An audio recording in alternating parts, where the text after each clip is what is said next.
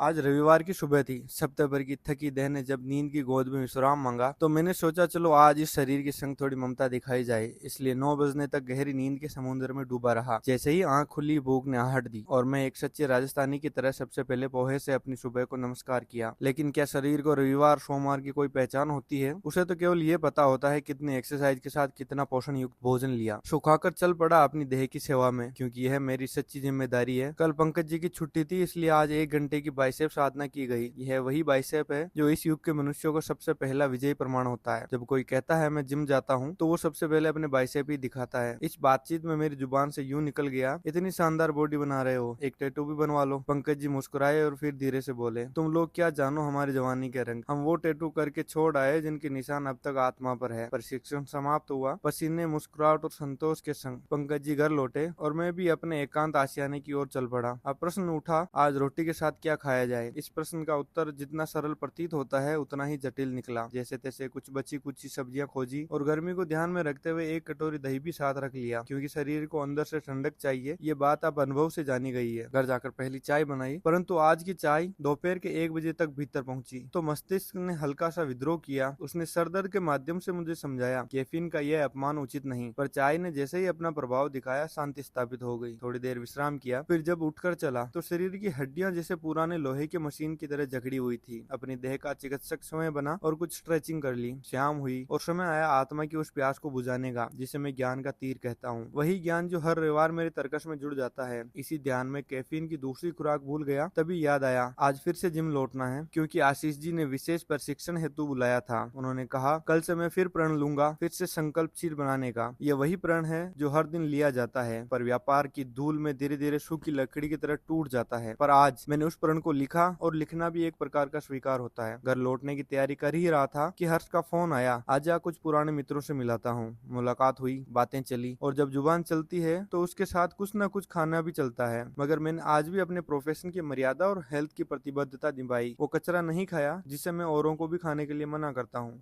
हाँ, जो कुछ खाया गया वो किसी पिज्जा जैसा तो था, पर उसमें कुछ सब्जियां और अच्छा फैट था। स्वास्थ्य की दृष्टि से बुरा नहीं था, लेकिन भोजन की सच्चाई स्वाद में नहीं, बनाने वाले की नियति में होती है। और फिर दिन यूं ही बीत गया जैसे हाथों से रेत फिसलती है, धीरे धीरे, चुपचाप।